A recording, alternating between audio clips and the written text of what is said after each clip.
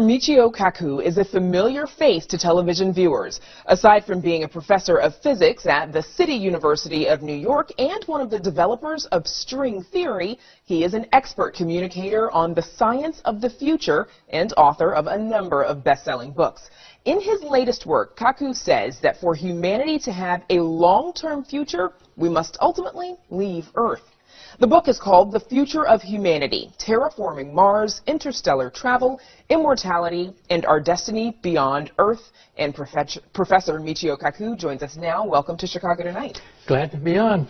So in your new book, you write that it is inevitable that humanity will meet its end, the Earth will become inhabitable for humans, and that we can either leave, adapt, or die. This all sounds scary. When and how is all of this happening? Well, you know, the dinosaurs did not have a space program. That's why they're not here today. They didn't have Plan B. They didn't have an insurance policy. We do have Plan B. We have a space program capable of going to the moon, Mars, and perhaps even beyond. Now, NASA, of course, has been criticized for being the agency to nowhere. It doesn't go anywhere. That's all changed. Get this, starting next year, we go back to the moon. That's official now, December 2019, back to the moon, and then Mars, and who knows, beyond that. And that'll give us an insurance policy, just in case something bad happens. And I want to come back to NASA a little bit more as well. But you view that it is our destiny to explore and to colonize other planets. But some people push back and say, you know what, this Earth has a lot of problems. We need to deal with those right here and right now.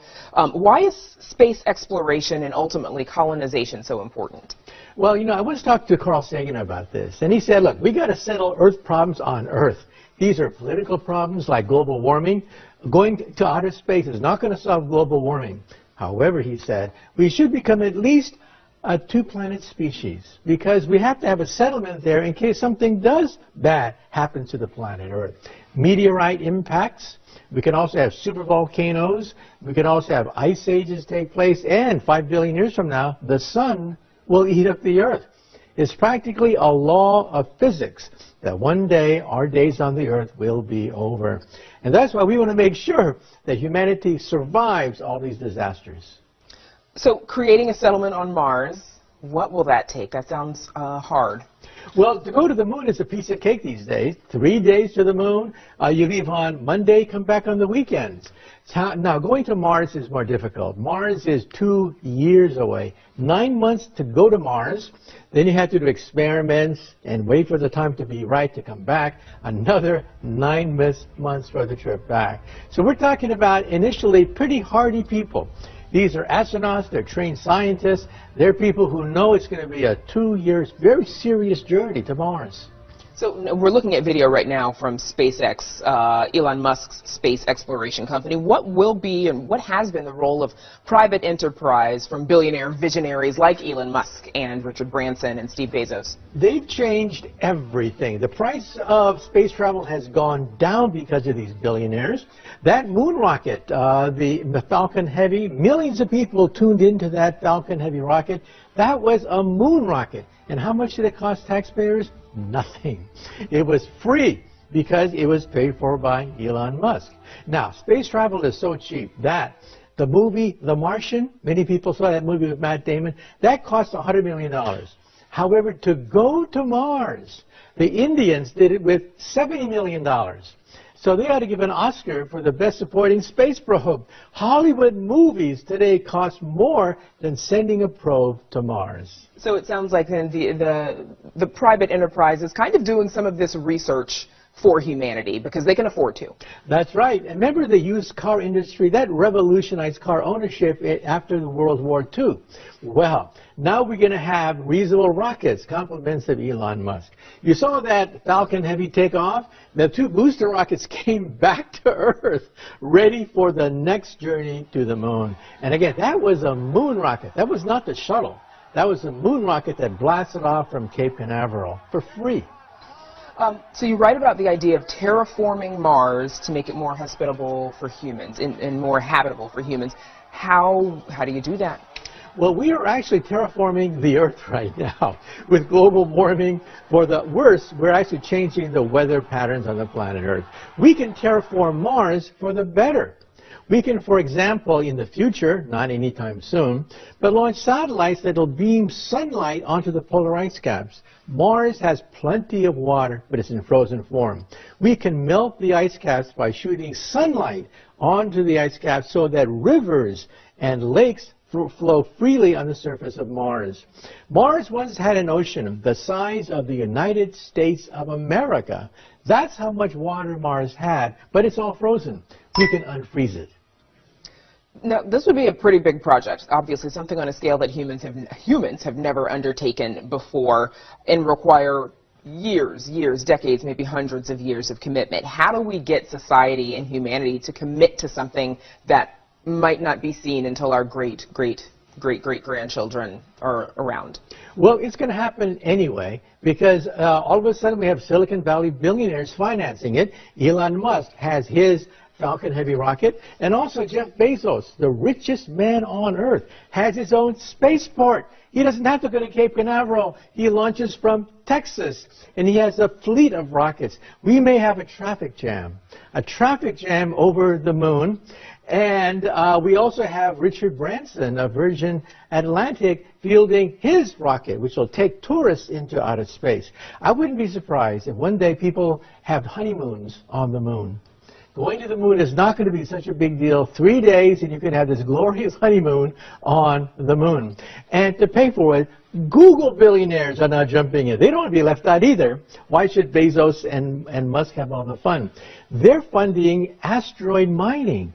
They want to capture a small asteroid, maybe 50 feet across, mine it for $50 billion worth of platinum and rare earth elements.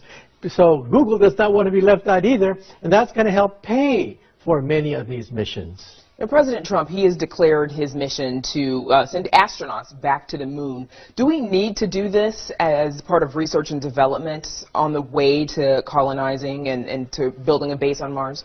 Well, I'm all for robots. Robots are cheap. They go out and they don't have to come back. However, robots are very limited in what they can do. We've sent several robots to Mars, and they still can't dig in the soil. They still can't do basic physics experiments because it's very limited what robots can do. Humans can just blow the whole thing open. We could create a Mars base. We could create all sorts of facilities, power plants, and agricultural centers and farms to make it self-sufficient. So we're talking about using genetically modified plants to create farms on Mars so we don't have to ship food to the astronauts. They can grow food with genetically modified plants. NASA went to the moon 50 years ago, and if you had asked some people then, they thought we'd be living in the space age by now. What happened? Has NASA lost its way?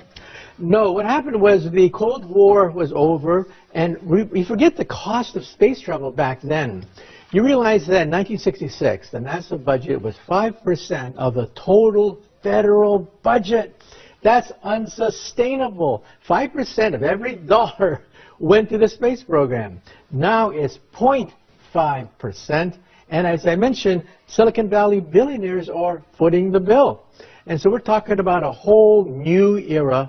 Economics have changed totally, and these rockets are reusable. Space travel could go down by a factor of 10. So with the discovery of thousands of planets beyond our solar system, that means the search for other intelligent life, other aliens, has intensified. What is the likelihood that we will have definitive proof of this other life? I think that, yeah, I think the aliens are out there. I get a lot of emails from people that say that they've been abducted by flying saucers, so they've met the aliens. I tell them the next time you're abducted by a flying saucer, steal something. I don't care what it is, an alien paperweight, an alien pencil, steal anything so you have bragging rights afterwards. You can prove this actually happened. That's right. So yeah, I think they're out there because we have discovered 4,000 planets going around other stars. On average, get this, on average, every single star you see at night has a planet going around it. On average, 100% of the stars you see at night have a planet going around it, and a fraction of them are Earth-like. So I think, yeah, we have twins out there, twins of the Earth. When you go home tonight, look out in the night sky, somebody is looking back. Should be a clear night as well. If we do detect signs of life beyond Earth, especially intelligent life, how will that change us?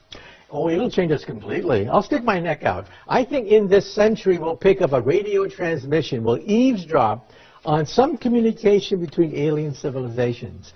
Now, are they going to land on the White House lawn and announce their existence? Probably. I don't think so. If you're in the forest, do you go to the squirrels and deer and try to talk to them? Well, at first, but eventually you get bored because they don't talk back. In the same way, I think aliens will land on the Earth and kind of get bored with us because we have nothing to offer them.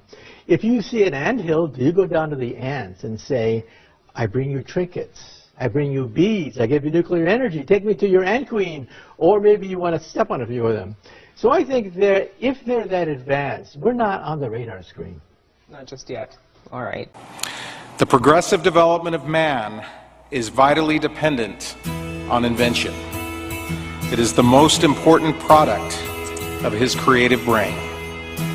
Its ultimate purpose is the complete mastery of mind over the material world, the harnessing of the forces of nature to human needs. This is the difficult task of the inventor, who is often misunderstood and unrewarded. But he finds ample compensation in the pleasing exercises of his powers and in the knowledge of being one of that exceptionally privileged class without whom the race would have long ago perished in the bitter struggle against the pitiless elements.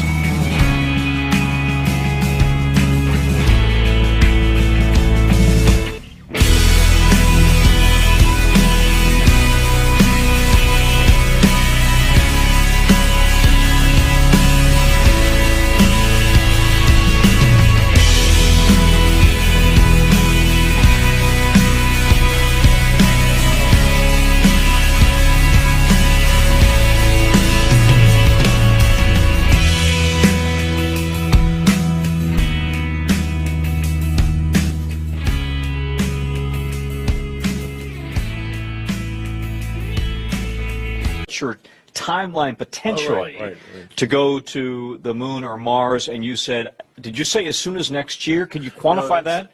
Then I had my real question. I'm just doing Chris's work here. Sure, yeah. Yeah.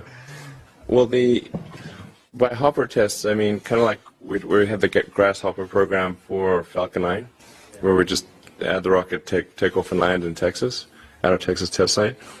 So that would be, we'll either do that at our South Texas launch site near Brownsville, or do ship to ship. We're not sure yet whether ship to ship or Brownsville, but most likely it's going to happen at our Brownsville location because we've got a lot of land with nobody around. So if it was up, it's cool. But by hopper test, I mean it'll go up, several miles and then come down. The ship is capable of a single stage orbit if you fully load the tanks. So we'll do flights of increasing complexity. We want to test the heat shield material. Something like fly out, turn around, accelerate back real hard, and come in hot. To test the heat shield, because we want to have a highly reusable heat shield that's capable of absorbing the heat from interplanetary entry velocities. So it's really tricky. The potential to go to Moon or Mars. What's your timeline there? Yeah. So there are a lot of uncertainties on this program, but it is going to be our focus after now we're almost done with Falcon 9 and Falcon Heavy. We're going to level off, as I said, at Block 5 of version 5. So there won't be any more major versions of Falcon 9 or Falcon Heavy. Dragon is also going to level off at Dragon version 2. There might be like point releases, 5.1 or Dragon 2.1 or something like that. But most of our engineering resources will be dedicated to VFR. And so I think that will make things go quite quickly.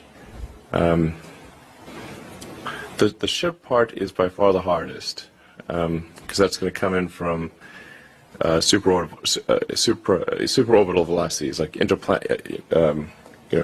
Mars transfer velocities, Moon transfer velocities. These are way harder than coming in from Earth orbit. I mean, there's some of the heating things that scale to the 8th power, which I didn't realize there's anything that scales to the 8th power. But it turns out certain elements of re-entry heating scale to the 8th. So just testing that ship out is the real tricky part. The booster, I think, I don't want to get complacent, but I think we understand reusable boosters. Reusable spaceships that can land propulsively, that's harder. So we're starting with the hard part first. I don't know, I think it's conceivable that we do our first test flight in 3 or 4 years of a full-up orbital test flight, including the booster. Oh, no, we'd go to Earth orbit first. But it would be capable of going to the Moon shortly thereafter. It's designed to do that. Elon, we want to be... The best way to optimize the cost per unit mass to Mars and back is to use an all-methane system, or technically deep cryometalogs.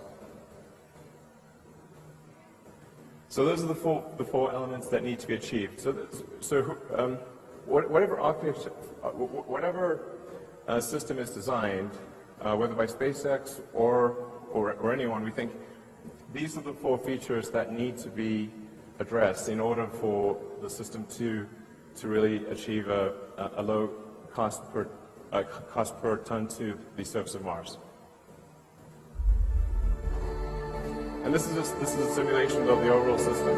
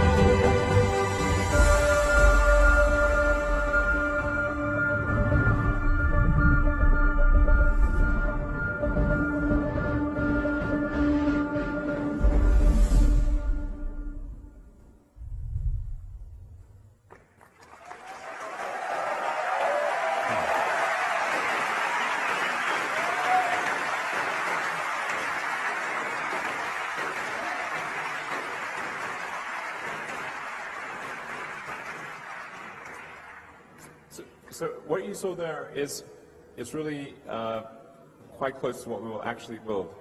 It will look almost exactly what you saw, like what you saw. So this is not an artist's impression. These the simulation was actually made from the SpaceX engineering CAD models. So this is not, it's not just, well, this is what it might look like. This is what we plan to try to make it look like.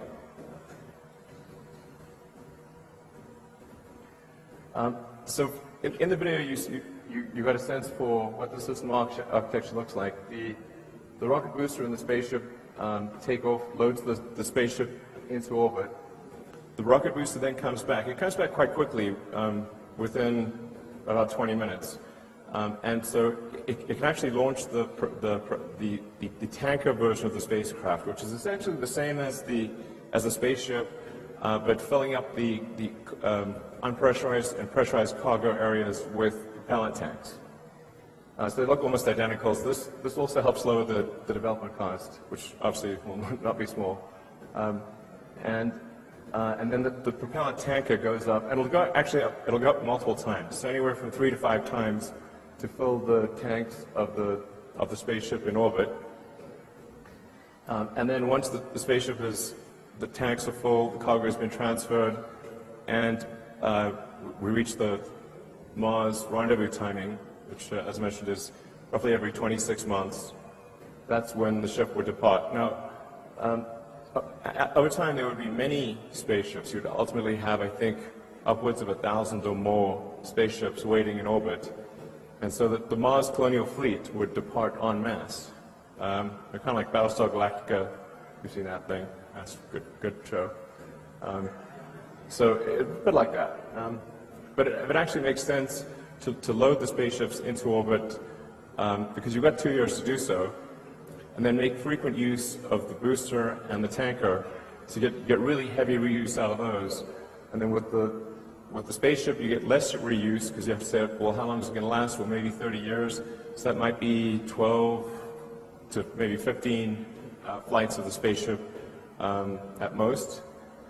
So you really want to maximize the cargo of the spaceship and reuse the booster and the tanker a lot. So anyways, the ship goes to Mars, gets replenished, and then returns to Earth. The big story today concerns a milestone in the exploration of outer space. Private enterprise, not taxpayers' money. Private enterprise sent the Falcon Heavy rocket into outer space. A moon rocket. A rocket that is the largest rocket on the planet Earth. The Falcon Heavy is capable of sending astronauts to the moon and then perhaps on to Mars. And some people think that we could be entering a new era. A new era, a golden age in space exploration after a 50-year gap. And then we're going to say a few things about medicine. It turns out that scientists at the University of Pennsylvania have created a memory chip. A chip that could be used for epileptics and people with Parkinson's disease to increase memory by 15%. And the question is, one day, will we have a memory chip where you simply push a button and memories come flooding into our brain? And then we'll say a few things about earthquakes. I'll be speaking in Berkeley in a few weeks on a book tour, and it turns out that there's a chance of a gigantic earthquake slicing Berkeley and Oakland in half, perhaps 1 in 3. A 30% chance that perhaps we'll have a gigantic earthquake in the East Bay in the next 30 years. So we'll be talking about the potential of an earthquake. And as I mentioned before, I'll be on a book tour. I have a new book coming out called The Future of Humanity. How about the future of the space program? What does it mean when we go back to the moon starting next year? That's right, December 2019. NASA expects to send the SLS booster rocket with the Orion space capsule to the moon, first in an unmanned launch, and then afterwards astronauts will return back to the moon. And then Elon Musk, riding on the tide of success from his Falcon Heavy rocket, well, he wants to go to Mars. That's right. He wants to go to Mars perhaps within 10, 15 years using mainly private funding. And so we're witnessing perhaps a new age in the exploration of space. Well, let's just jump right into some of the top stories of the past week. The big story today is that Elon Musk, a billionaire, the driving force behind SpaceX, Tesla Motors, and PayPal, well, he created with his own funds a gigantic booster rocket, in fact, the biggest rocket on the planet Earth at the present time, the Falcon Heavy, and it had a successful launch. Now, the payload, of course, was a dummy payload because this was just a test, and he put his own Tesla Roadster inside the rocket. And so now, for the first time in history, we have a sports car that is in orbit. And who knows, maybe sometimes millions of years in the future, aliens from outer space will intercept it and see what Earthlings used to drive on the highway. So it is a milestone in the history of space exploration because it means that costs are going down. In 1966, the cost of NASA was enormous at the height of the Cold War and the height of the space race.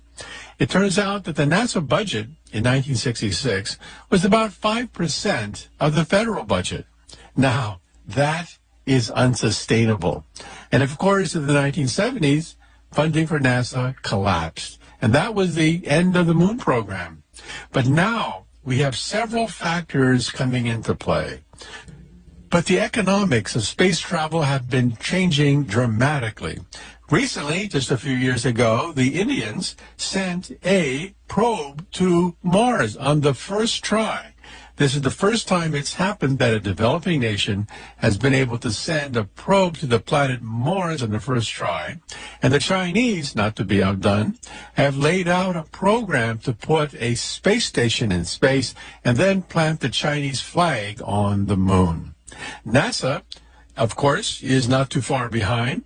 NASA not just wants to go to the moon, but to create a lunar orbiter.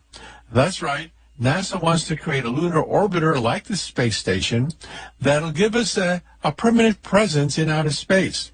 From that lunar orbiter, NASA wants to create a Mars ship. That's right, a gigantic rocket using ion engines that'll take 4 astronauts all the way to the planet Mars. When? Well, first of all, starting next year, December 2019, NASA wants to send an unmanned probe around the moon as a practice mission. In 2022, NASA wants to send astronauts back to the moon after a 50-year gap. And then sometime in the mid-2030s, NASA wants to go on to Mars. Of course, Elon Musk, using private funds, has his own time frame.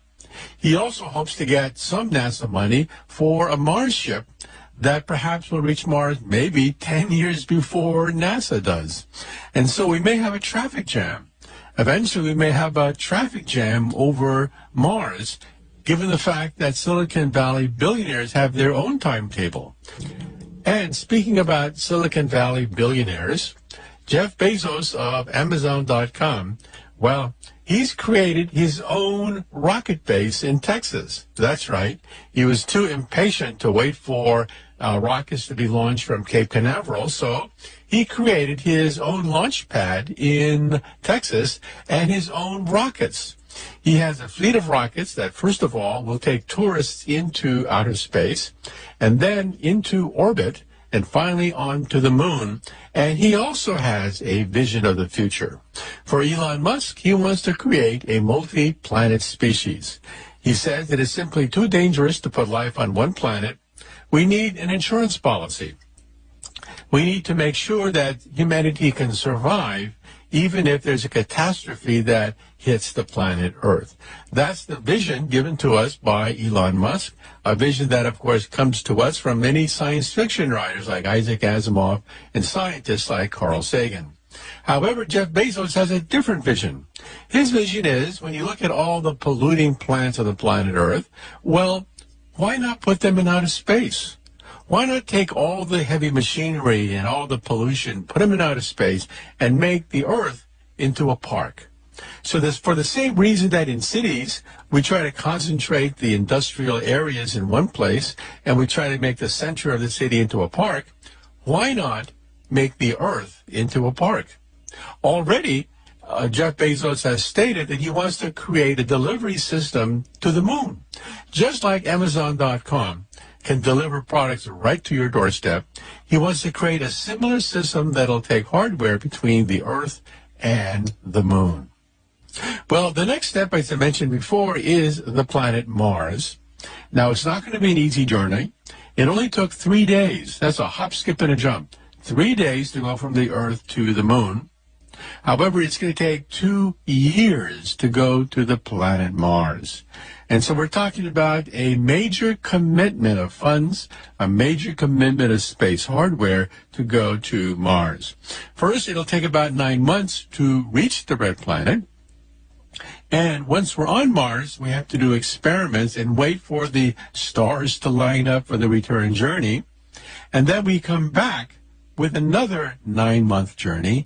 And when you add up all the months in space, it turns out it's about 2 years. Now, that's an awful long time, given the fact that the world's record for being in orbit continuously is just a little bit over 1 year. And that was set by Commander Polyakov of Russia. And when he came back to the Earth after 1 year of weightlessness, he could barely crawl like a bug. There was so much atrophy of his muscles that he couldn't even walk when he got out of the space capsule. That means that our Martian astronauts are going to have to exercise all the time. Now, what do we do when we get there? We're talking about perhaps a permanent presence on Mars. First of all, there are lava tubes on Mars that are naturally forming, caves formed by ancient volcanoes, and they could be used as a basis for a Mars base. Because Mars is, well, it's radioactive. There's a lot of radiation from the sun and cosmic rays from outer space, and we have to shield our astronauts from the hazards of radiation. We should also point out that it's very cold on Mars, and the atmosphere is very thin. The atmosphere is only 1% the atmospheric pressure found on the planet Earth, and you can't breathe that atmosphere because it's carbon dioxide. So the next big step would be the terraforming of Mars. That is, taking Mars as a frozen desert, injecting, for example, methane gas to speed up a greenhouse effect to heat up Mars, and then perhaps have gigantic solar mirrors to melt the polar ice caps. This, of course, is science fiction, and it may take decades before we can do this, but it does mean that at some point we may be able to have a self-sustaining colony on Mars. For example, algae and plants.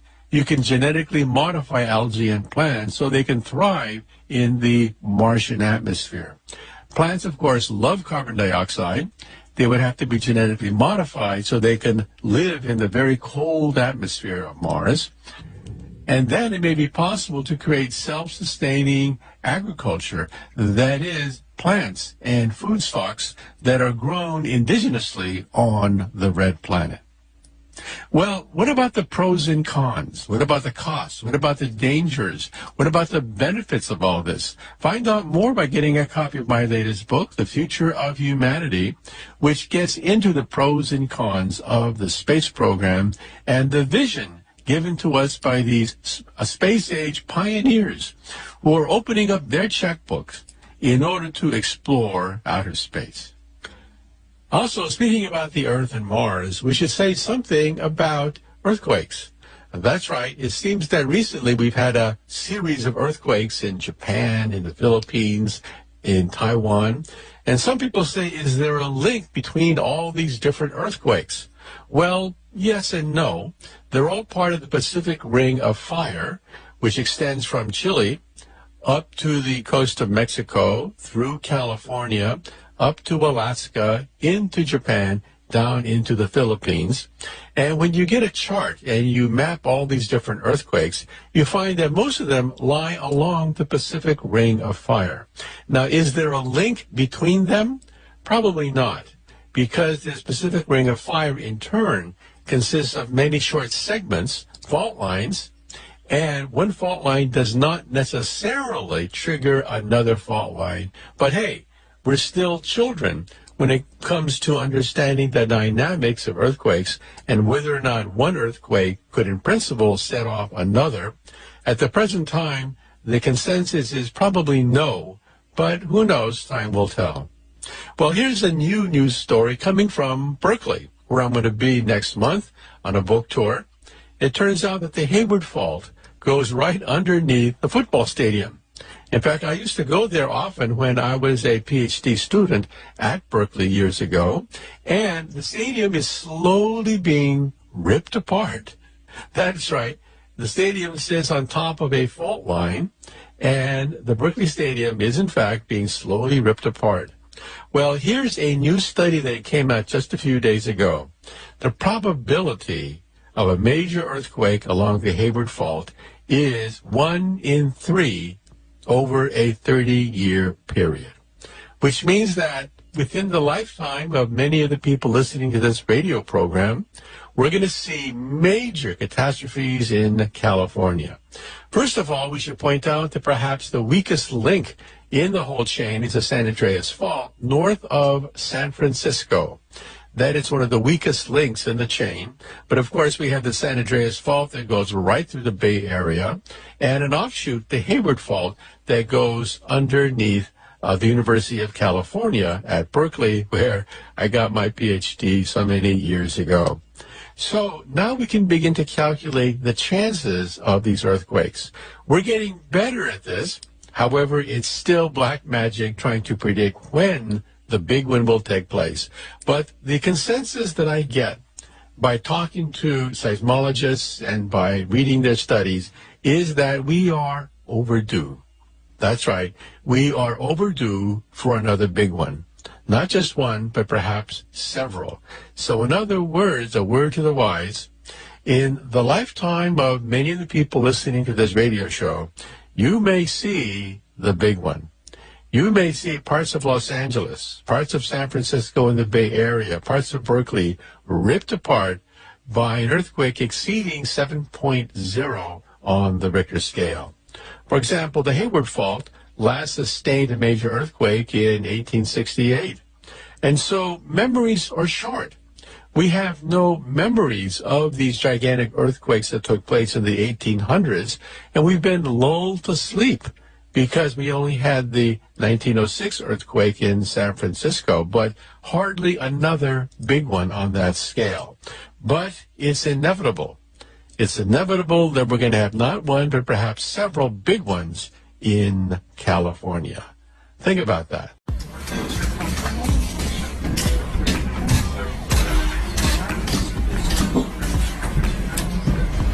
John Taylor, Director of Communications for SpaceX.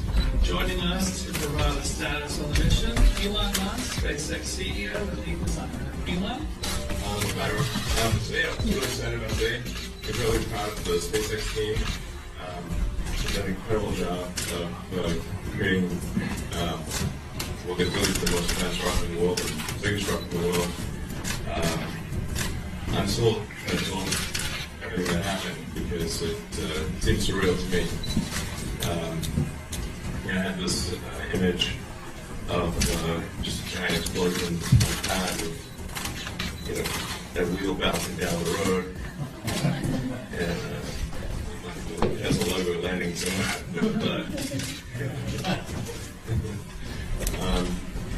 But fortunately, that's not what happened. The mission has gone really as well as one could with the exception of Center Corps. And those are the two side reaches. You guys are getting still at the land. That was epic. I think that's probably the most exciting thing I've ever seen, literally, ever. And then the Center Corps obviously didn't land on track. People would have shown that. And we really get the issue, but I think it didn't have enough propellant to relight the voltage engine. Sorry, enough something called T-tetrahydroaluminum boron that's used to light the engines. So it, I mean, the center one lit, I believe, and the outer two did not. And that was not enough to slow the pace down. Apparently it hit the water at 300 miles an hour. And took out two of the engines in the garage. So, if we got the footage, that sounds like some pretty fun footage.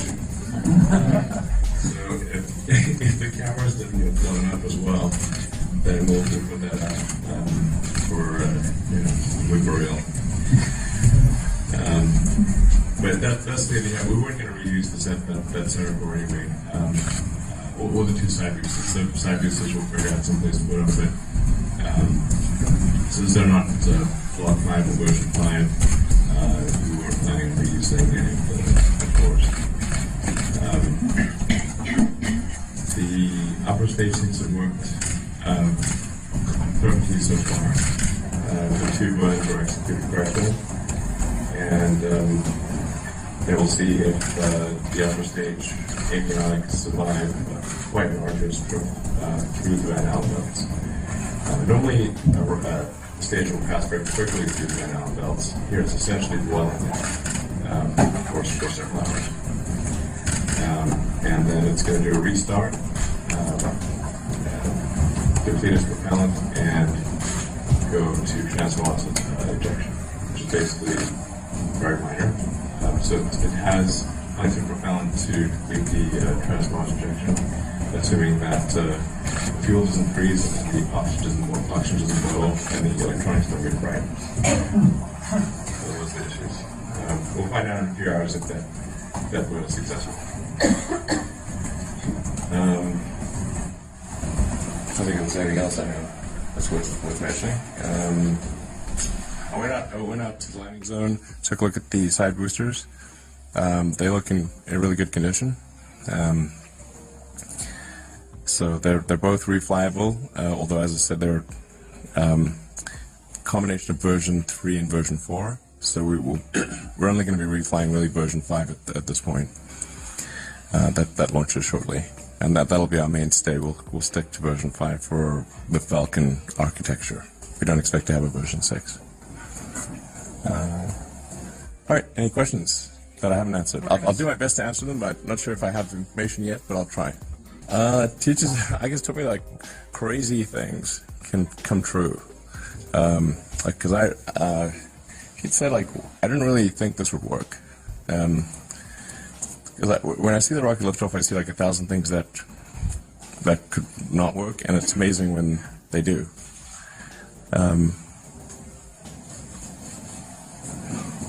And I was really seeing the two boosters land synchronized, really just like the simulation. I mean, it makes me think like that could be quite a scalable approach. You know, just coming in, landing, taking off, landing, doing many flights per day.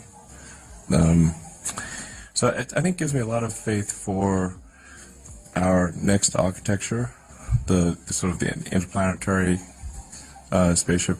We have different names for it, but BFR is kind of a code name, and it gives me confidence that BFR is really quite workable. I was actually looking at the side boosters, and like they're pretty big. You know, 16 stories tall, 60-foot leg span. But we need to be way bigger than that. So I think it's given me a lot of confidence that we can make the BFR design work.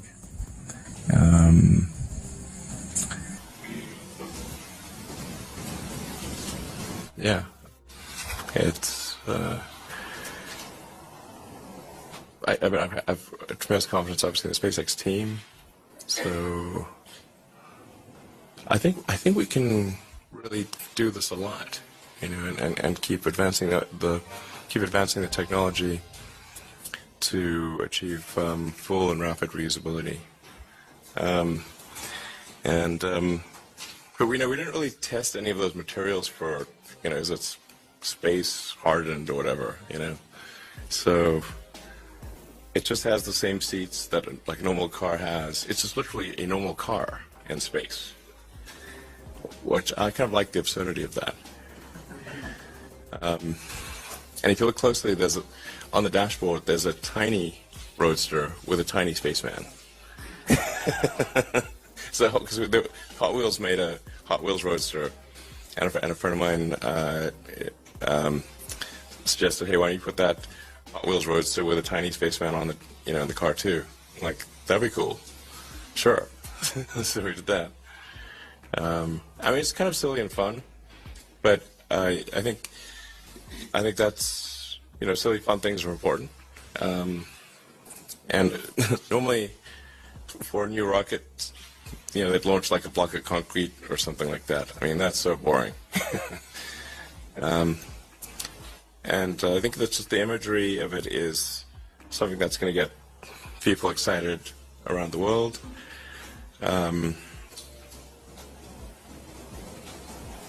it's still tripping me out. I mean, I'm tripping balls here. Yeah, the great thing is, so Falcon Heavy opens up a new class of payload. So it can launch more than twice as much payload as any other rocket in the world. So it's kind of up to customers what they might want to launch. But it can launch things direct to Pluto and beyond. No stop needed. You don't even need like a gravity assist or anything. And it can launch giant satellites. It can do anything you want. You could go back. You could send people back to the moon with a bunch of, if you did a bunch of launches of Falcon Heavy and did an orbital refilling. The two or three Falcon Heavies, would equal the payload of a Saturn V. But I wouldn't recommend doing that because I think the new architecture, VFR architecture, is the way to go.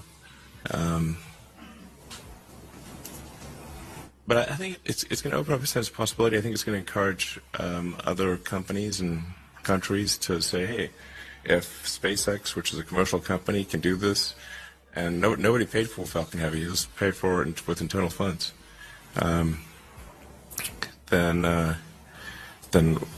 they could do it too.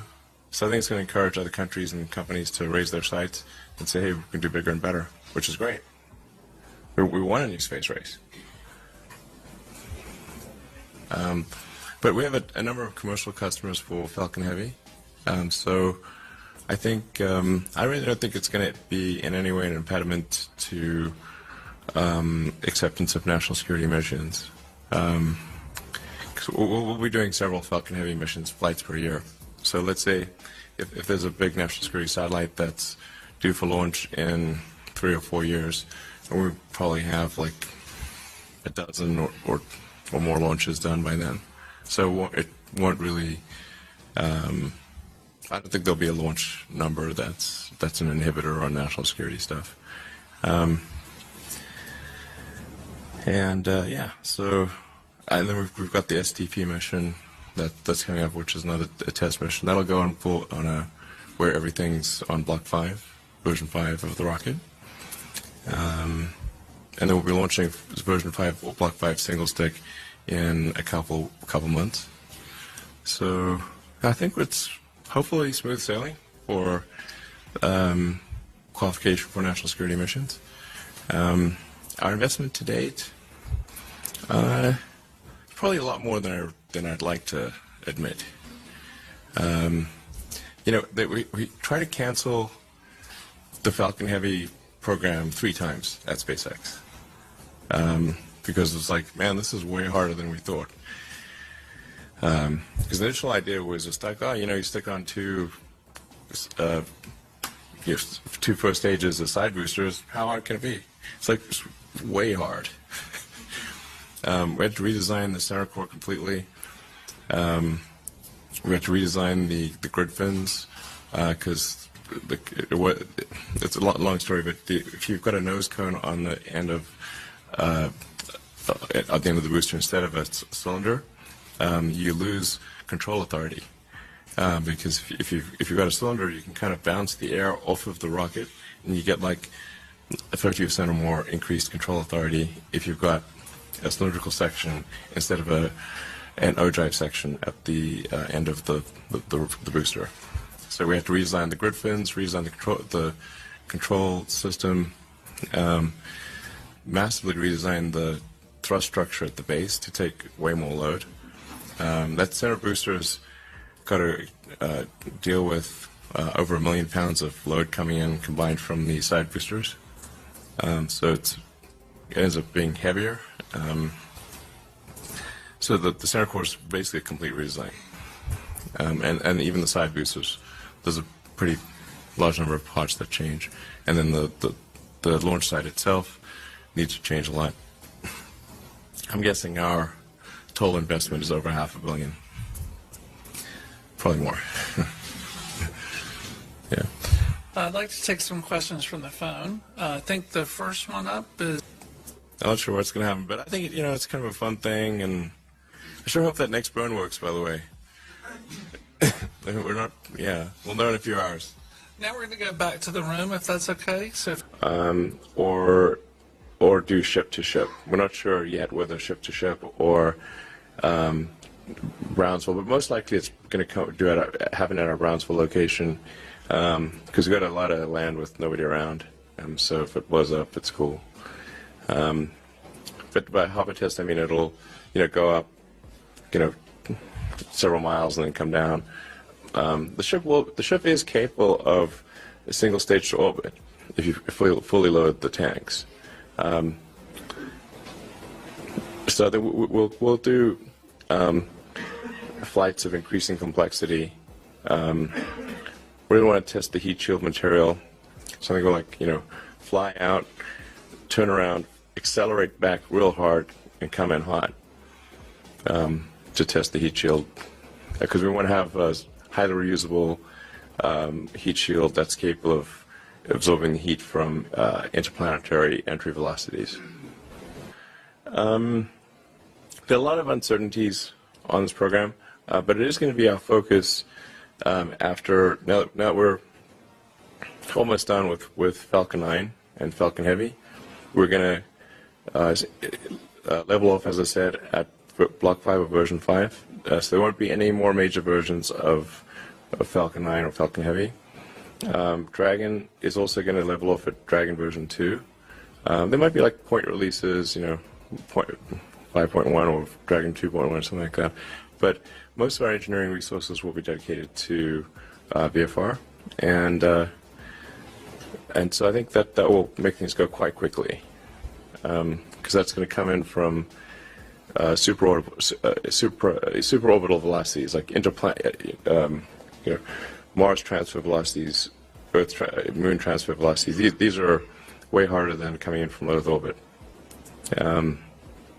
There's some of the heating things that scale to the 8th power, which I didn't realize there was anything that scales to the 8th power. But it turns out reentry, certain elements of reentry heating scale to the 8th. So just testing that ship out is the real tricky part. The booster, I think, I don't want to get complacent, but I think we understand reusable boosters. Reusable spaceships that can land propulsively, that's harder. So we're starting with the hard part first. I don't know, I think it's conceivable that we do our first test flight in 3 or 4 years of a full up orbital test flight, including the booster. But it would be capable of going to the moon shortly thereafter. Because I'm pretty sure we'll serve fairing recovery in the next 6 months. But it turns out, like, you pop the parachute in the fairing, you've got this giant, awkward thing. It tends to interfere with the airflow on the parachute, and gets all twisty, and obviously it was a low priority too. Also, we have fairing version 2, which is that's the important one that we want to recover. So even if we recover fairing version 1, that wouldn't be, we wouldn't be reflying it in the future. So fairing 2 and recovery, that's very important. And my guess is next 6 months we figure out fairing recovery. And we've got a special boat to catch the fairing. It's like a catcher's mitt. It's like a giant catcher's mitt in boat form. It's going to run around and catch the fairing, actually. It's kind of fun. I think we might be able to do the same thing with Dragon. So unless, if NASA wants us to, we can try to catch Dragon. Literally, it's just meant for the fairing, but it would work on Dragon too. In the room? Actually, in terms of company priorities, obviously mission assurance is always number one as a priority, but then the priority used to be Falcon 9 Block 5, and then a month ago I said absolute priority is Crew Dragon. So we're pretty much done with Falcon 9 Block 5 or version 5. Pretty much almost done with Falcon Heavy. A few tweaks that would occur with Falcon Heavy Block 5, but they're minor. And so it's all hands on deck for Crew Dragon. And our goal is to, we're aspiring to fly Crew to orbit at the end of this year. That's our goal. I think the hardware will be ready. And so it's all hands on deck for Crew Dragon. And our goal is to, we're aspiring to fly Crew to orbit at the end of this year. Yeah, so the center core is a special build. The side boosters we can reuse existing Falcon 9s, but we need to just replace the interstage with a nose cone, and it needs to use the upgraded titanium grid fins, which are sweet. Those worked out real well. I'm really happy about those. In fact, I'm glad we got the side boosters back because they had the titanium grid fins and the center core didn't. So if I was to pick anyone, I would have picked the side boosters. I'd pick the center core to explode. So that would be like the least, yeah. Those freaking grid fins they're super expensive, and yeah, no, it definitely works though. You can just like jump in a vacuum chamber with it, and it's fine. Thank you very much for your time. Really appreciate it. All right, thanks everyone. I've had a good time. Lots more excitement coming. We're doing what we can to have the future be as good as possible. To be inspired by what is likely to happen, and to look forward to the next day. So that's what really drives me is trying to figure out how do we make sure that things are great and going to be so, and that's the underlying principle behind Tesla and SpaceX. Is that I think it's pretty important that we accelerate the transition to sustainable generation and consumption of energy. It's inevitable, but it matters if it happens sooner or later. And then SpaceX is about helping make life multiplanetary and doing what we can to continue the dream of Apollo and ultimately make a contribution to life becoming multiplanetary. Let's talk a little more about that. I think everyone is very interested in that when you say making life multiplanetary. Yeah, that's exciting. It is exciting. So what's your vision there? I think, particularly for Americans, think about America is a nation of explorers. People came here from other parts of the world that, chose to give up the known in favor of the unknown. So I think exploration, I think the United States is a distillation of the human spirit of exploration. And so that's why it appeals to Americans so much. You can see this when, say, there was a shuttle tragedy and 7 people died. And that's terrible, but a lot of people die all the time. But why do we care so much? Because it was the dream of exploration that was dying along with those people. That's why. No, and I'm one of those, and probably like many of you, remember exactly where you were when that tragedy happened. So you have 30-plus governors here today, and we're very excited about your willingness to be with us. And you hopefully heard me talk a little bit about my initiative, which is being ahead of the curve. What do you tell us as governors? What should we be thinking about in terms of innovation and developing public policy for the future? Well, sure is important to get the rules right. It's sort of, in terms of legislative and executive actions, it's sort of like, think of, say, like professional sports or something. If you don't have the rules right, if there isn't, if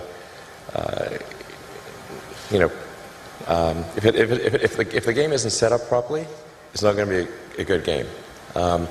So it's real important to get the rules right. Now, I think it's worth noting that I think still in the United States the rules are still better than anywhere else.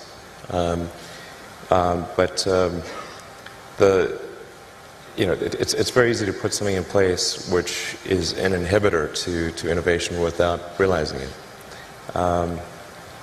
So in terms of the regulatory environment, it's always important to bear in mind that regulations are immortal, and they never die unless somebody actually goes and kills them, and then they get a lot of momentum. So a lot of times regulations can be put in place for all the right reasons, but then nobody goes back and gets rid of them afterwards when they no longer make sense. And there used to be a rule in the early days when people were concerned about automobiles, because that was a pretty scary thing, to see a carriage just going wrong by itself. Mm-hmm. You never know what those things might do. So there were like rules where you had to, in a lot of states, where you had to carry a lantern in front of the automobile. And it had to be like 100 paces ahead of the automobile. There had to be someone with a lantern on a pole. I'm like, okay. But you should really get rid of that regulation. And they did, because it would really be awkward. So just regulations, even if done correctly and being right at the time, it's always important to go back and scrub those, periodically to make sure they're still sensible, they're still serving the greater good. I think in terms of tax structure, what is economically incented and what is not economically incented, just make sure that the incentive structure is correct. I think I'm saying just totally common sense things here. But it's economics 101. Whatever you incent will happen. So if you incent one thing, that thing will tend to happen more than the other thing. If you incent another thing, that thing will happen. And so the economics should favor innovation. And this is particularly important to protect small to medium-sized companies, because it's sort of like trying to grow a tree in a forest. Like, it's real hard for a new company to grow. When it's just a seedling or a sapling, it needs a lot more protection than if it's a giant redwood or something like that. So very important to give support to small to medium-sized companies on the innovation front. They're the ones that need it more than the big companies. And I think at this point Tesla's almost a big company, biggish company anyway. So I'd favor, supporting smaller companies than Tesla, relatively speaking. What would your response be? Because there are critics out there with regard to incentives, and that, sure. And Tesla has been, and I can speak from experience, the beneficiary of incentives, economic incentives, with regard to the Gigafactory. Sure. What would you tell those people? Yeah, I think, well, first of all, as you know, those incentives were a little overstated. In the case of the Gigafactory, it's a $5 billion investment, capital investment, to get that factory going. And I didn't actually know this until, by the way, I didn't know this until we did the press conference. Actually, that over 20 years, the Nevada incentives added up to $1.3 billion. I actually didn't even know this. But it's, now he's telling. Go ahead. Literally, I learned it at the press conference. I'm like, really? No, but I mean, the thing is that they took what added up over 20 years and made it sound like Nevada was writing us a $1.3 billion check. And I'm still waiting for that check. Did it get lost in the mail? I don't know. So, but this is the way the press works, of course. So, if you divide 1.3 billion by 20, okay, then it's like, okay, Tesla's on average receives a sort of a tax. It's basically sales and use tax abatement is what it amounts to. So Tesla gets like we get on the order of 50 to 60 million of sales and use tax abatement divided over 20 years. But this is for something which has a $5 billion capital cost just to get going, and then it would have to generate about $100 billion over that period of time to achieve a $1.3 billion tax benefit. So essentially, it's a little over 1% over that period of time, and that's great, okay? But it's not, it's not like it's not the way it was characterized in the press. Because if it's put in the proper context, it sounds like, okay, well, that's neat, It's about 5% helpful on setting up the factory and about 1% helpful over the next 20 years. Cool. That actually sounds pretty reasonable. Yeah. So that was helpful, but there are a lot of other factors as well. We actually had slightly bigger incentive packages from some other states that were offered, but we factored in how quickly could we get the Gigafactory into operation, what were the risks associated with that progress, what would be the logistics costs over time of transferring battery packs and powertrains to a vehicle factory in California. And all of those factors weighed together is what led us to make the decision in favor of Nevada. And working with your team was great. It was very forward-leaning. A big part was also just like making sure you feel really welcome, within the state. That's sort of what led us to make the decision for the Gigafactory. And then we have another factory in New York doing solar panels. Also, actually, it will be the biggest solar panel producer in North America when it's done. And then we expect to establish probably at least 2 or 3 more gigafactories in the U.S. in the next several years, as well as a couple overseas. But the overall objective of Tesla is really what set of actions can we take to accelerate the advent of sustainable production and consumption of energy. I think the sort of the way I would assess the historic good of Tesla is in terms of how many years of acceleration was it, and if we can accelerate sustainable energy by 10 years, I would consider that to be a great success. Even if it was only 5 years, that would still be pretty good. That's the overarching optimization. So you've talked about interplanetary travel and sustainable energy and the vehicles a little bit. What would you want things to look like in 5 to 10 years associated with energy? Sure. And with autonomous vehicles, electric vehicles? Well, I think things are going to grow exponentially. So there's a big difference between 5 and 10 years. My guess is, probably in 10 years, more than a half of new vehicle production is electric in the United States. And China's probably going to be ahead of that because China's been super pro-EV. I don't think a lot of people know this, but China's environmental policies are way ahead of the U.S. Like their mandate for renewable energy far exceeds the U.S. I think sometimes people are under the impression that China is either dragging their feet or somehow behind the U.S. in terms of sustainable energy promotion, but they're by far the most aggressive on Earth. It's crazy. I mean, in fact, a coalition of Chinese car manufacturers just wrote the Chinese government to beg for them to slow down the mandate. Because it's like too much. They need to make 8% electric vehicles, I think, like next year or in 2 years or something. They can't physically do it.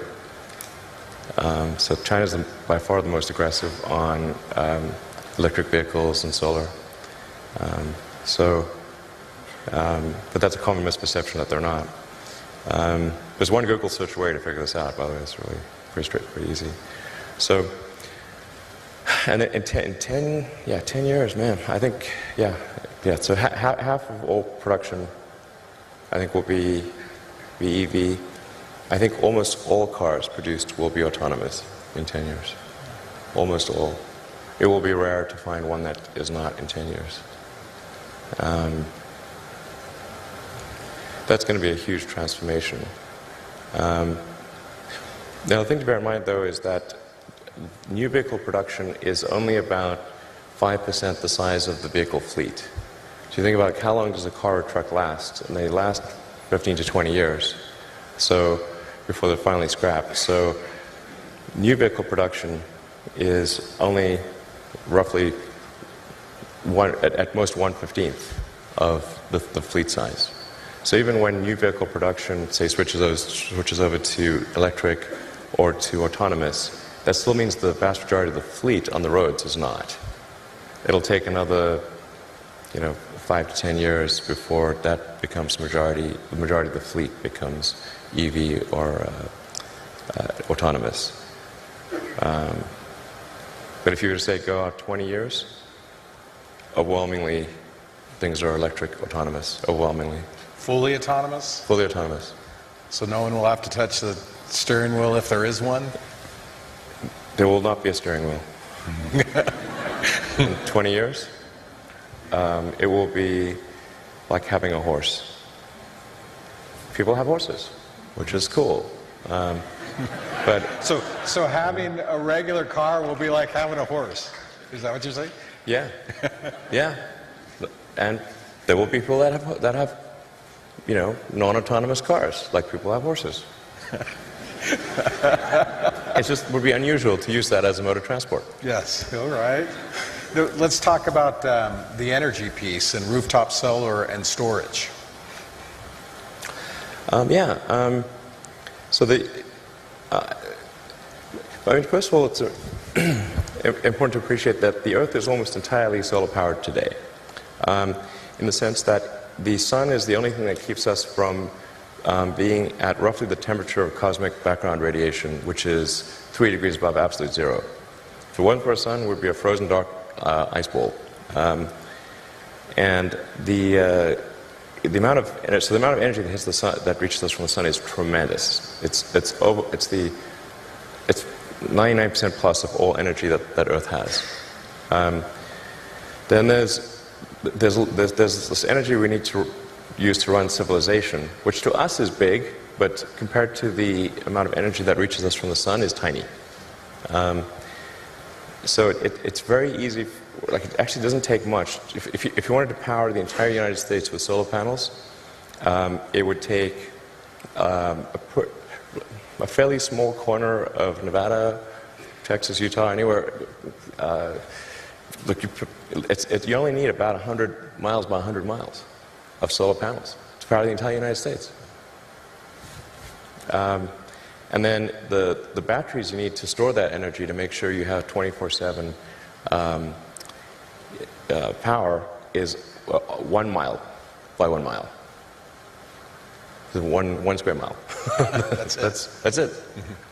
I showed the graph of or image of this where this is what 100 miles by 100 miles looks like. It's like a little square on the U.S. map. And then there's a little pixel inside there, and that's the size of the battery pack that you need to support that. Real tiny. So, Will, you talked about 20 years from now, none of us, well, some people will still be using horses or It won't be zero. yeah. But It's too rare. So what will the energy piece look like? I mean, what will there be transmission lines? Will there be a need? Yeah, I think there's use of energy is roughly divided into 3 areas. And they're more or less equal at a high level. There's about a third of energy is used for transportation of various kinds. About a third is used for electricity. About a third is used for heating. So if you want to have, and then of the electricity production, call it, something on the order of 10%, depending upon how you count it, is renewable. Maybe 15%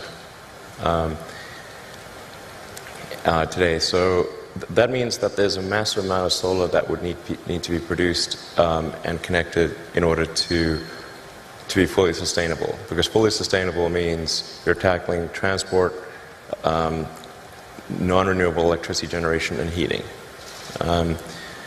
So that means there will need to be a combination of utility scale solar and rooftop scale solar combined with wind, geothermal, hydro, probably some nuclear for a while,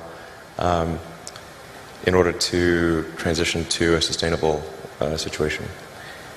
Which means, really, for the most part, massive growth in solar.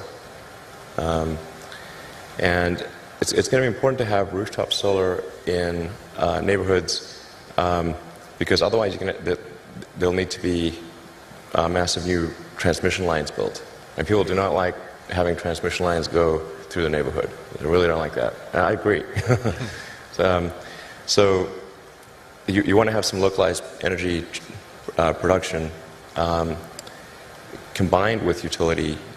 So you want rooftop solar, utility solar, and that's really going to be the solution from a physics standpoint. That I can't see any other way to really do it.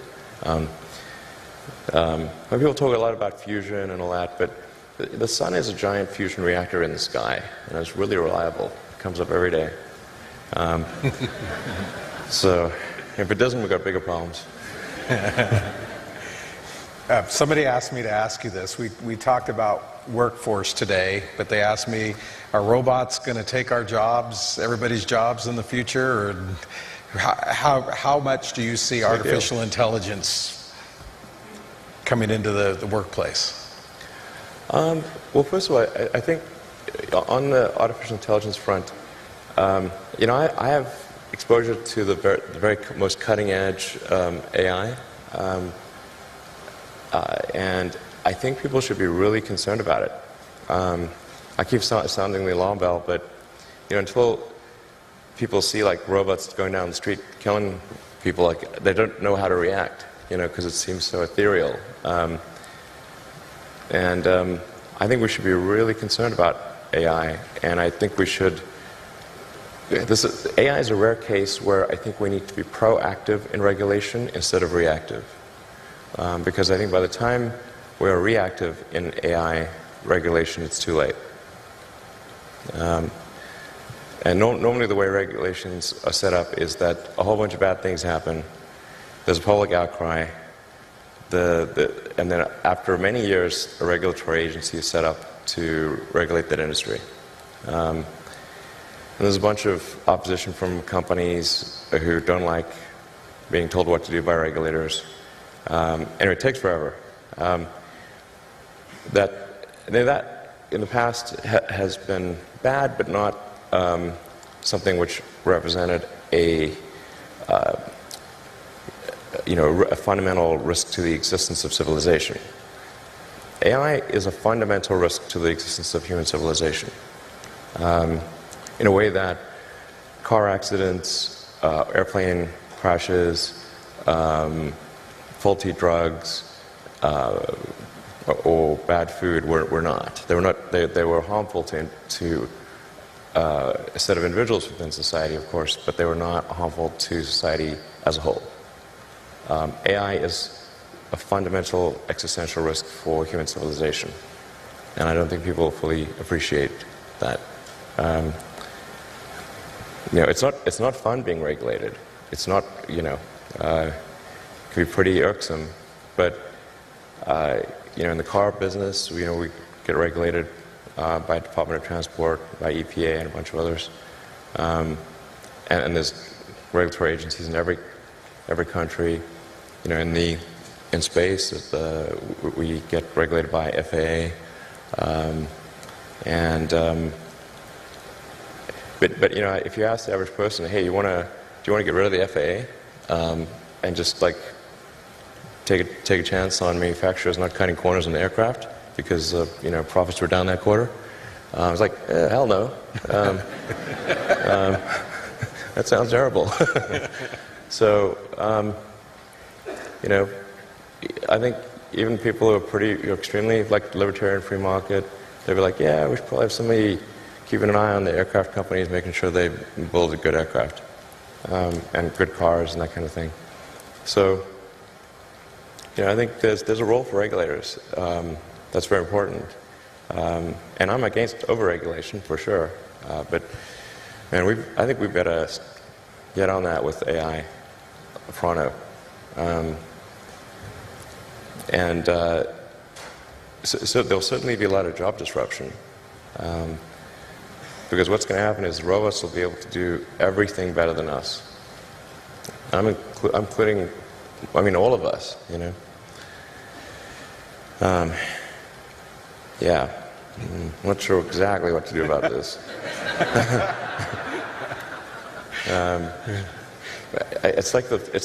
This is really like the scariest problem to me, I'll tell you. So I really think we need government regulation here, just because this is, ensuring the public good is served. Because you've got companies that are racing, that kind of have to race to build AI, or they're going to be made uncompetitive. Essentially, if your competitor is racing to build AI and you don't, they will crush you. So then you're like, we don't want to be crushed. So, I guess we need to build it too. That's where you need the regulators to come in and say, hey guys, you all need to really, just pause and make sure this is safe. And like when it's cool and and the regulators are convinced that it's safe to proceed, then you can go. But otherwise, slow down. But you kind of need the regulators to do that for all the teams in the game. Otherwise the shareholders will be saying like, hey, why aren't you developing AI faster? Because your competitor is. I'm like, okay, we better do that. Anyway, so it's like, there's like something like 12% of jobs are transport. Transport will be one of the first things to go fully autonomous. But when I say everything, like the robots will be able to do everything, bar nothing. Let's move back to you're rolling out the Model 3 this year, right? Mm-hmm. And how many orders? What is that going to look like? Yeah, it's going well on that front. We got, I don't know, more. I think like if somebody orders a Model 3 today, they'd only get it probably late next year. We just started production. Made the first production unit last week. The thing that is not well appreciated about something about cars and any kind of new technology is how hard it is to do the manufacturing. It is vastly harder to do the manufacturing by a factor of 100, like 100, than to make one of something. Now, with maybe 50 or 60 people, we could make a prototype of practically anything in 6 months. Now to manufacture that thing, we need 5,000 people to spend, 3 years, and that's considered really fast. So manufacturing does this kind of S-curve where it's excruciatingly slow at first, and then it grows exponentially, but people tend to extrapolate on a straight line. So if it's real slow at first, they say, oh, this is real slow, look at that. They're only going to make 5 cars a week forever. Like, nope. It'll be 10 cars a week, then 20 cars a week, then 40 cars a week, then 5,000 cars a week eventually. just grows crazy fast. So we're hoping to get to, something, like 5,000 cars a week by the end of the year. Well, I wanted to give an opportunity for some of the governors to ask questions and perhaps some audience questions. I was told that you'd be willing to do absolutely. that. Great. So, governors, any questions for Elon? Governor Scott. Well, thank you very much. We in Vermont have partnered with Tesla in terms of a power pack in our homes, and it's for $15 a day. You can rent this for 15 years, and it'll carry power as a backup generation device for 12 hours, and it's been really, really interesting from my perspective.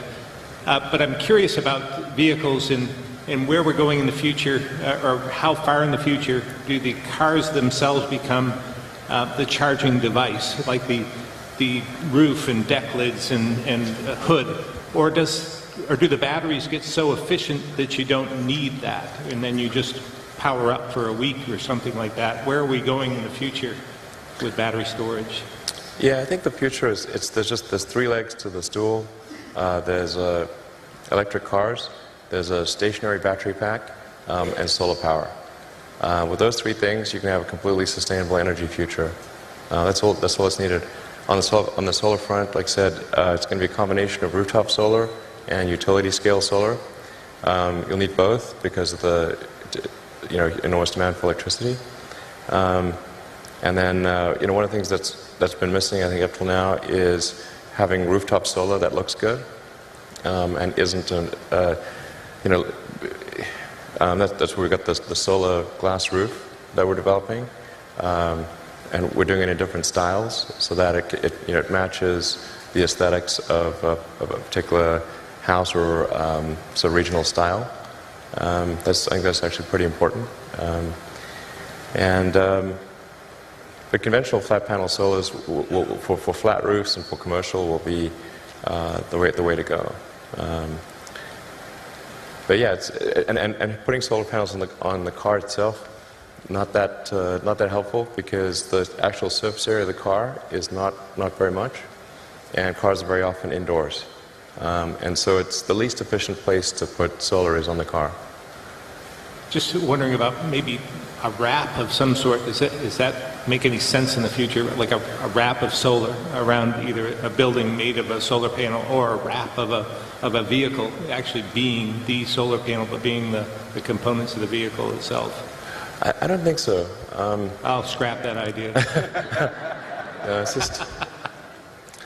it's just way better to put it on the roof, for sure.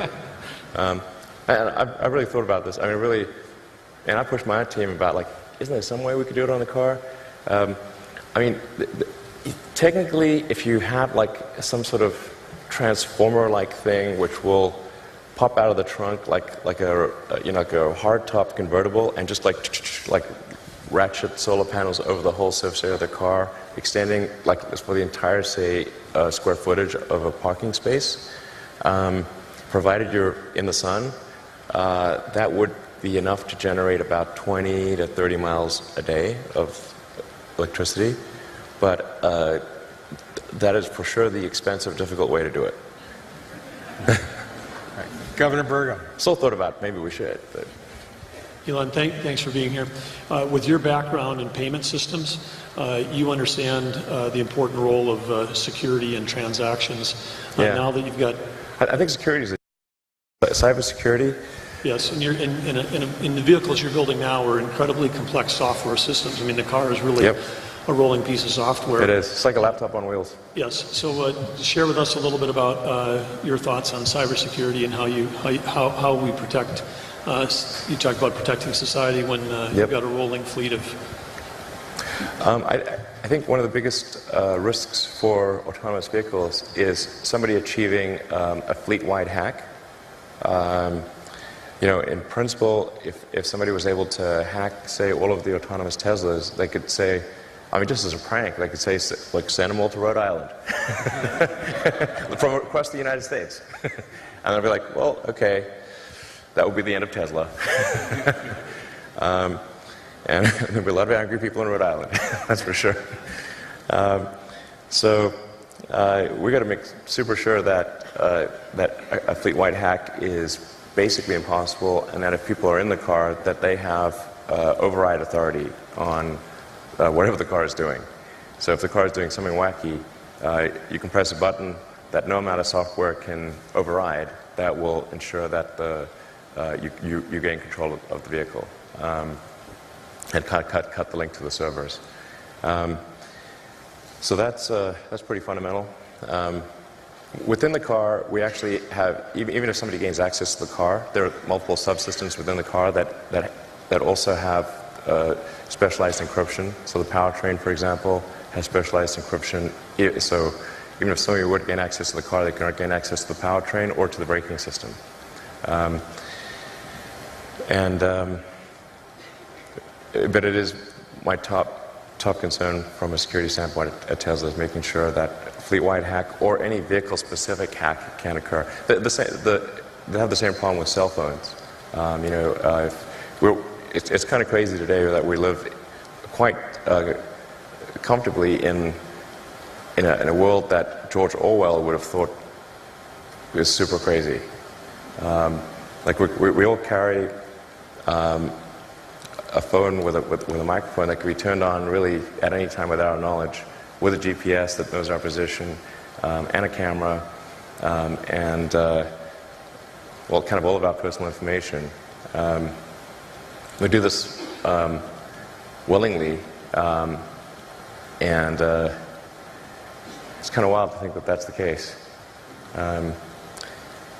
So the phone, like Apple and Google kind of have the same challenge of making sure there cannot be a fleet-wide hack or a system-wide hack of phones, or a specific hack. So that's our top concern.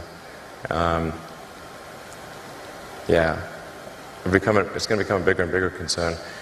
Tesla's, I don't want to tempt fate here, but Tesla's pretty good at software compared to the other car companies, so I think it's going to be a bit like an even bigger challenge for the other car companies to ensure security. Yeah. Thank you. Governor Dugard. Thank you, Governor. Mr. Musk, thank you for speaking to all the governors today. It's an honor to have you here. One question I had, we saw when gasoline prices went to $3.50 a gallon, there was a big jump in interest in hybrid vehicles, sure. and you saw those vehicles become very much in demand, and then as gasoline prices have fallen, you've seen a reversal of that. And I'm wondering to what extent you have a concern about the future of electric vehicles in the face of those very low prices. Can you speak to that? Well, the economics, they kind of set the slope of the curve. So there's no question in our mind whatsoever that all transport, with the ironic exception of rockets, will go fully electric. Everything. Planes, trains, automobiles. Well, a lot of trains are already electric. All ships. But it's a question of what that time frame is. And the economic incentive structure drives that time frame. That's really what it amounts to. And the big challenge is that there's an unpriced externality in the cost of fossil fuels. So the unpriced externality is the probably weighted harm of changing the chemical constituency of the atmosphere and oceans. Since it is not captured in the price of gasoline, it does not drive the right behavior. It would be like if tossing out garbage was just free, and there was no penalty. You just do as much as you want, and like streets would be full of garbage.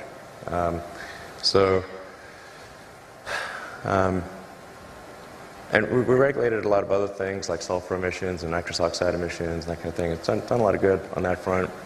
With CO2, it's tough because there's so many vested interests on the sort of fossil fuel side.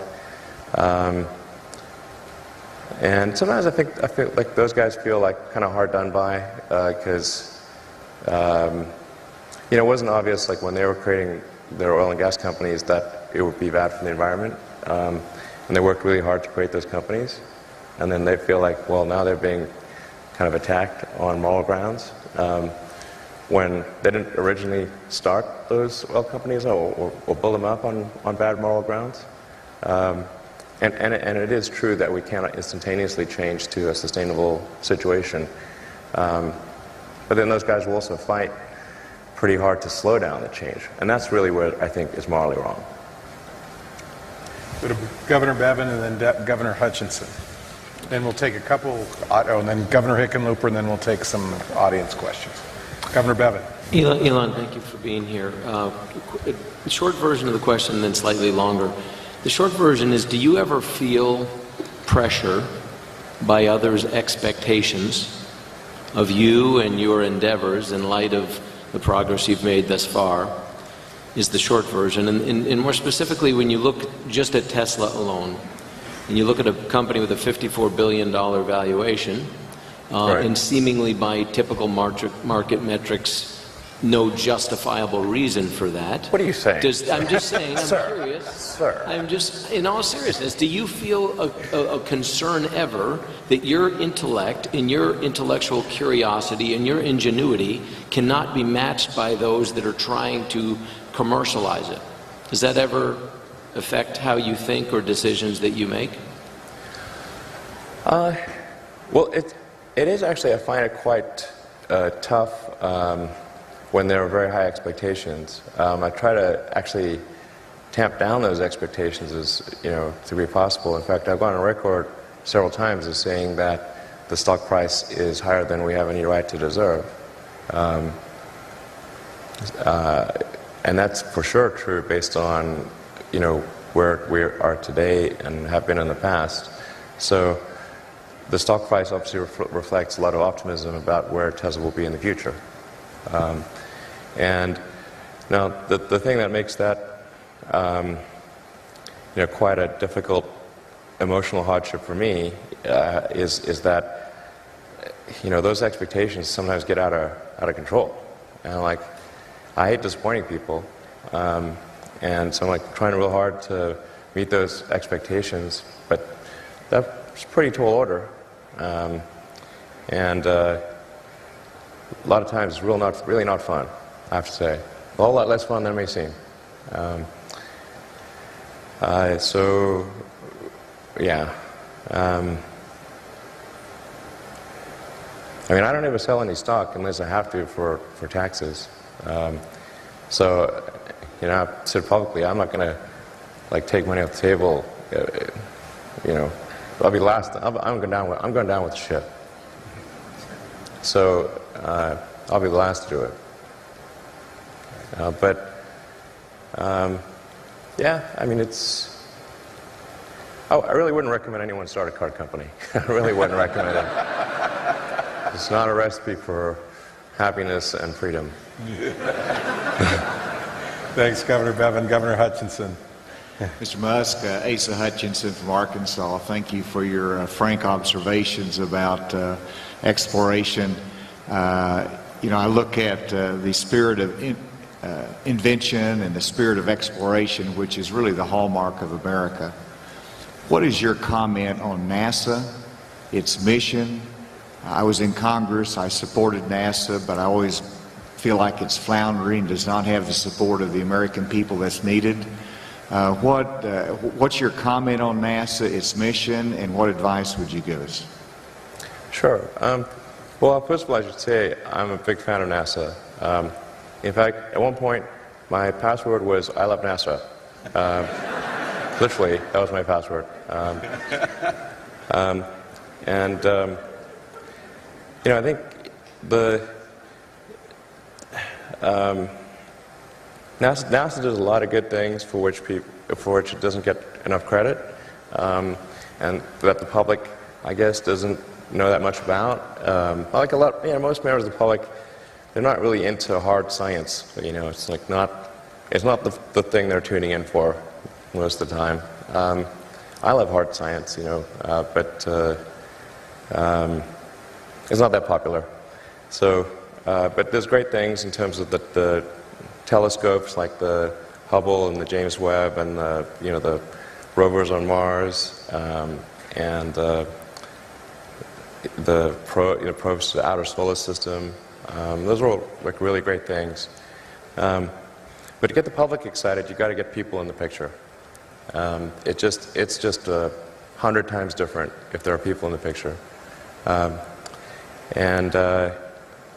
You know, if there's some criticism of NASA, it's like important to remember people in the picture. You know, if you want to get the public support. But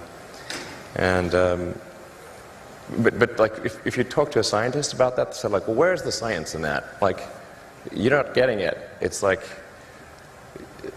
that's not why people are giving you money. It's not. I mean, it's a little bit of the reason, but the serious scientists are like, people just make things more expensive. Like, why do we have people? Like, okay, well, why do we have people at all? Or anywhere? Sometimes the scientists are the ones who just don't understand. Even though they're like smart people, but like, you know. So you got to have something that's gonna fire up fire people up and get them really excited. And like, I think if we had a serious goal of having a base on the moon and sending people to Mars, and said, okay, we're going to be outcome oriented. How are we going to do this? Okay, we got to change the way contracting is done. You can't do these like cost plus sole source contracts, because then the incentive structure is all messed up. So as soon as you don't have any competition, well, okay, there's no sense of urgency goes away. And as soon as you make something a cost plus contract, you're incenting the contractor to maximize the costs of the program because they get a percentage. So they never want that gravy train to end, and they want to make it they become cost maximizers. And then you have good people engaged in cost maximization because you just gave them an incentive to do that and told them they'll get punished if they don't. Essentially, that's what happens. So it's critically important that we change the contracting structure to be a competitive commercial bid. Make sure that there are always at least two entities that are competing to serve NASA, and that the contracts are milestone-based with concrete milestones. PowerPoint presentations do not count. Like, everything works in PowerPoint. Okay, you can say, I have a teleportation device. Look, here's my PowerPoint presentation. So milestone-based, competitive commercial contracts with competitors, and then you've got to be prepared to fire one of those competitors if they're not cutting it, and recompete the remainder of that contract. And by the way, NASA's actually already done this, and they did it with the commercial cargo transportation to the space station. And that was a case where NASA, NASA actually, I'm not sure if they thought it would work or not work, but they didn't have the budget to do anything else. So they're like, okay, we're going to try this competitive commercial milestone-based contracting, and it worked great. And they awarded it to two companies, to SpaceX and a company called Kistler.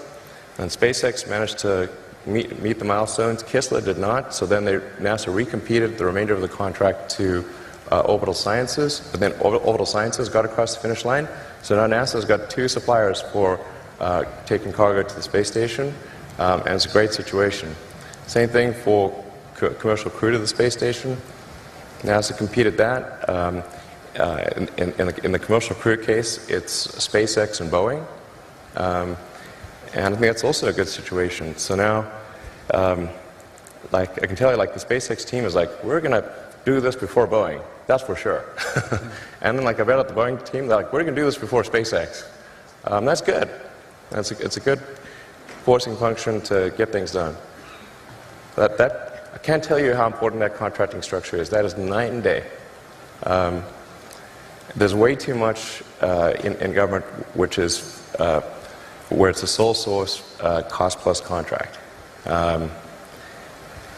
That just, again, economics 101. Whatever you incent, well, that will happen.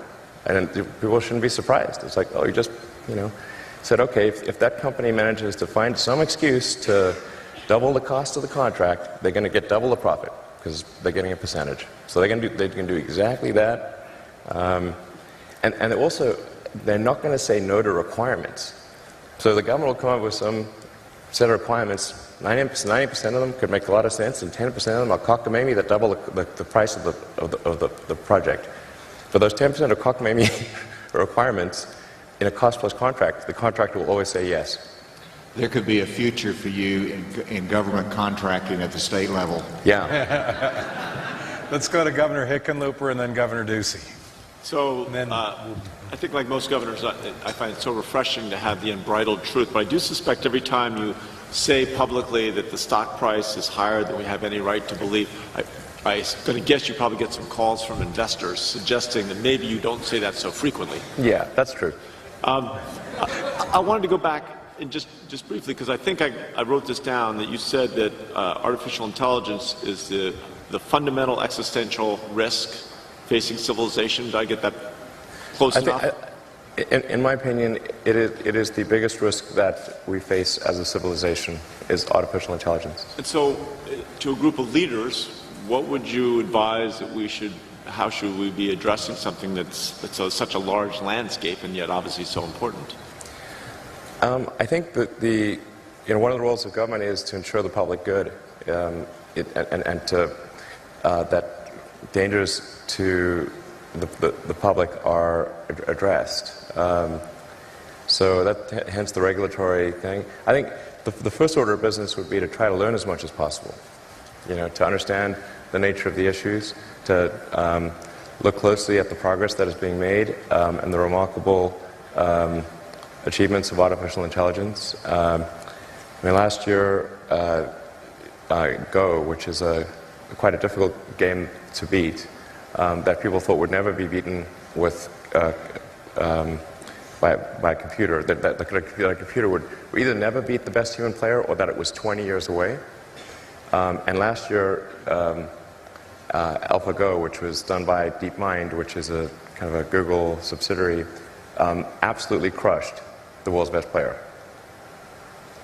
And now it can play the top 50 simultaneously and crush them all. So, just like that pace of progress is remarkable.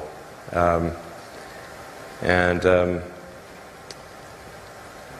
you can see more and more coming out. I think the robotics, you can see robots that can learn to walk from nothing, within hours, like way faster than any biological being. But the thing that's most dangerous is, and it's the hardest to kind of wrap, kind of get your arms around because it's not a physical thing, is kind of a deep intelligence in the network.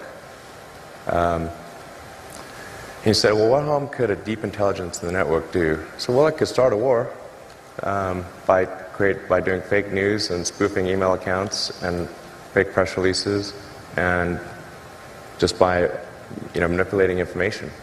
The pen is mightier than the sword.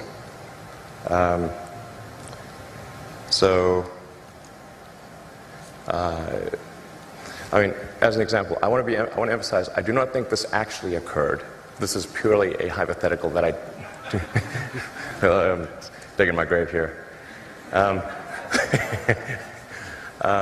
But there was that second Malaysian airliner that was shot down on the Ukrainian-Russian border, and that really amplified tensions between Russia and the EU in a massive way.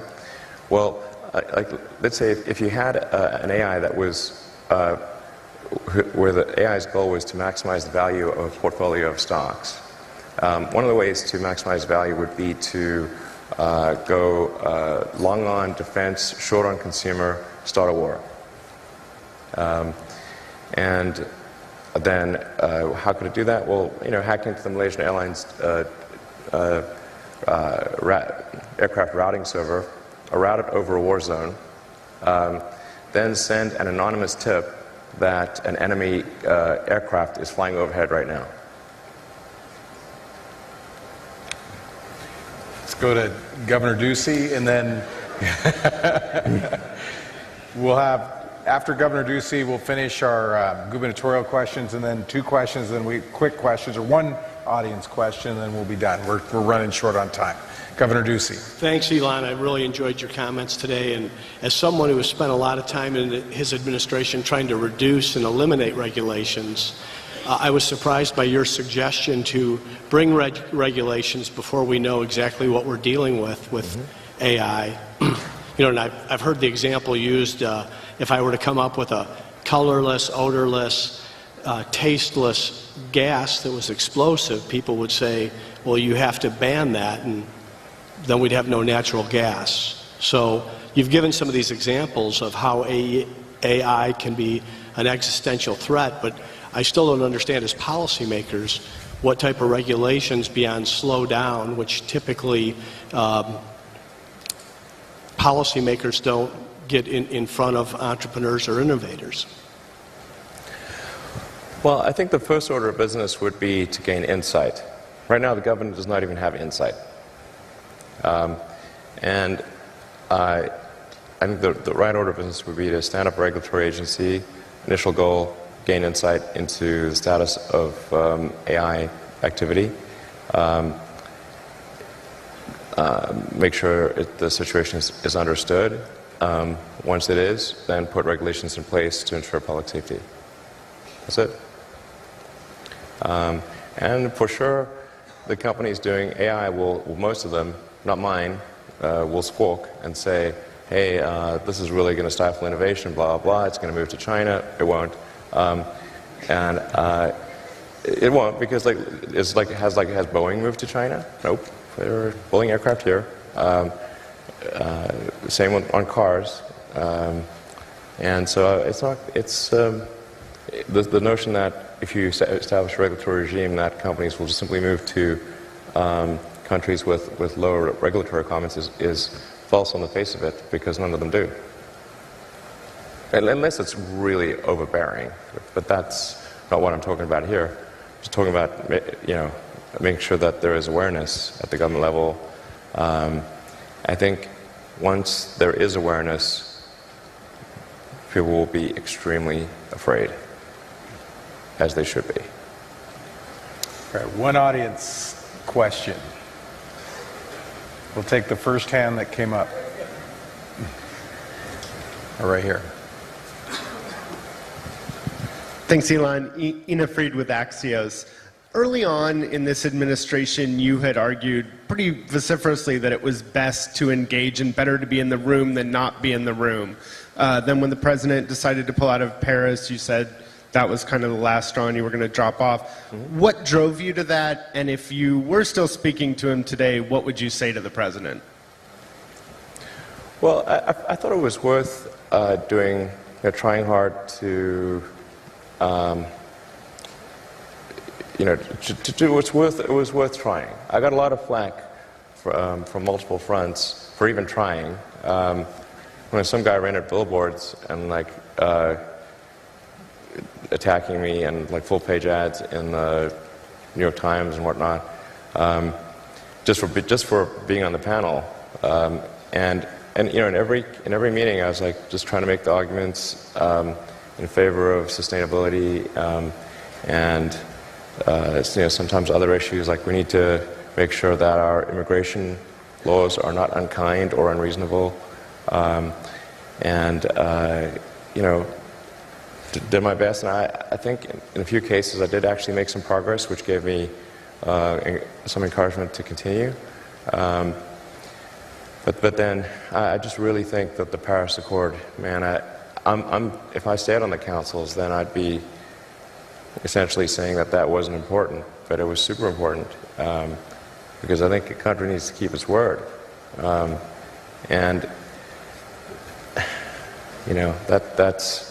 it's not even a binding agreement. So we could always slow it down. The argument that there would be job losses, well, we could see if there are job losses before we exit the agreement. And maybe there won't be job losses, maybe there'll be job gains. But yeah, there's just no way I could stay on after that. So, you know, did my best. All right. All right, well, everybody, if you would please join me in thanking Elon for being here today. All right. Thank you. Thank you.